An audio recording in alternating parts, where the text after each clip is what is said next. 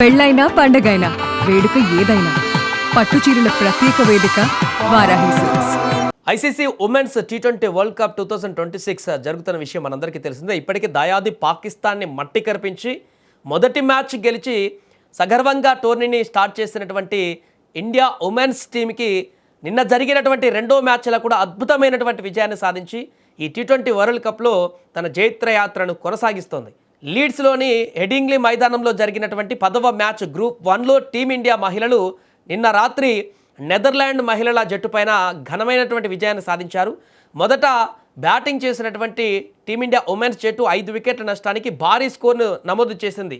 209 పరుగులు మొత్తం world cup చరిత్రలోనే టీ20 వరల్డ్ కప్లో థర్డ్ హైయెస్ట్ స్కోర్ ఇది. చేజింగ్కి దిగినటువంటి ఇక నెదర్లాండ్ టీం 17.3 ఓవర్లలోనే 114 పరుగులకు ఆల్అవుట్ అయ్యి 95 పరుగుల తేడాతో ఓడిపోయింది. సో మ్యాచ్ ముగిసింది. ఇది భారత్కు టోర్నమెంట్లోనే రెండవ విజయం కావడంతో ఇప్పుడు పాయింట్ల పట్టికలో కూడా ముందంజలో ఉంది.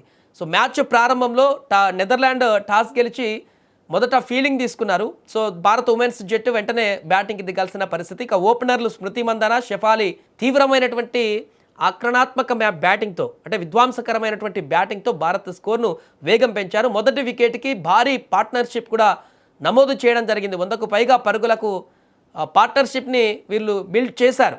స్మృతి మందాన అర్ధ సెంచరీ సాధించి జట్టుకు మంచి బేస్ ఇచ్చింది. ఆ తర్వాత హర్మన్ ప్రీత్ కౌర్ కూడా మధ్య విభాగంలో మిడిల్ ఆర్డర్లో కీలకమైనటువంటి పరుగులు జోడించింది. జట్టును 200 పరుగుల మార్కుకు చేర్చేటువంటి ప్రయత్నం చేసింది.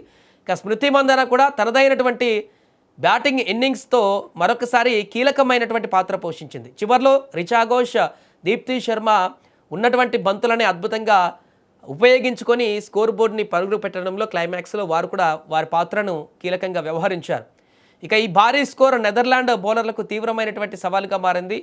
అధికారిక ప్రకారం అంటే మనం మొదటి ఇన్నింగ్స్ అయిపోయిన తర్వాత 209 పరుగులు 5 వికెట్ల నష్టానికి ఒక బలమైనటువంటి స్కోర్ బోర్డు ముందు టీమిండియా స్కోర్ నమోదు చేసింది. ఇక చేజింగ్లోకి 210 పరుగుల లక్ష్యంతో బరిలోకి దిగినటువంటి నెదర్లాండ్స్ ఉమెన్ జట్టుకి మొదట్లోనే ఆదిలో దెబ్బపడినట్టుగా కనిపించింది. ఓపెనర్లు కొంత పార్ట్నర్షిప్ బిల్డ్ చేస్తూ రానిద్దామనుకున్నటువంటి సందర్భంలోనే దీప్తి శర్మ, శ్రీచరణి, శ్రేయాంక్ పాటిల్ తమ బౌలింగ్తో ఎదురు జట్టు బ్యాట్స్మెన్లను కట్టడి చేశారు.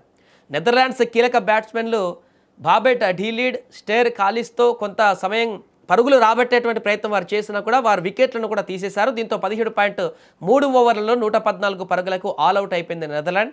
దీంతో ఒక భారీ విజయాన్ని భారత్ వరుసగా పాకిస్తాన్ పైన కూడా ఉమెన్స్ జట్టు పైన కూడా భారీ విజయాన్ని నమోదు చేసింది. నెదర్లాండ్స్ పైన కూడా భారీ విజయాన్ని నమోదు చేసింది. దీంతో పాయింట్ల పట్టికలో టాప్ 2లోకి వెళ్ళేటువంటి పరిస్థితి ఏర్పడింది. ఇక ప్రస్తుత విజయంతో ఇలా ఇంకా నెక్స్ట్ మ్యాచ్లో కూడా విజయాన్ని సాధిస్తూ టాప్ 2లోనే టీమిండియా టాప్ పొజిషన్లో ఉంటే ఆ తర్వాత నెక్స్ట్ స్టెప్కి ఈజీగా అయ్యేటువంటి అవకాశం ఉంటుంది. కాబట్టి వరుస విజయాలు కొనసాగిస్తున్నటువంటి భారత టీమిండియా ఉమెన్స్ జట్టుకి అభినందనలు తెలుపుతున్నారు. ముఖ్యంగా హర్మన్ కౌర్ జట్టు తమ నాయకత్వంలో ముందుకు వెళ్తున్నటువంటి తీరు అందరూ ప్రశంసిస్తున్నారు. గతంలో మనం చూసాం last year one day world cup చరిత్రలోనే మొదటిసారి టీమిండియాకు ఉమెన్స్ జట్టు ఆ వన్డే వరల్డ్ కప్ని అందించింది. ఇప్పుడు టీ20 వరల్డ్ కప్ కూడా అందించి ఆ చరిత్రను మరొకసారి తిరగరాయాలని చెప్పేసి బలమైనటువంటి సంకల్పంతో ఉన్నట్టుగా కనపడుతుంది ఉమెన్స్ జట్టు. సో ఆ యొక్క పటిమ కూడా క్రీడా స్ఫూర్తి కూడా మనకు ఆ మైదానంలో మనకు కనిపిస్తుంది.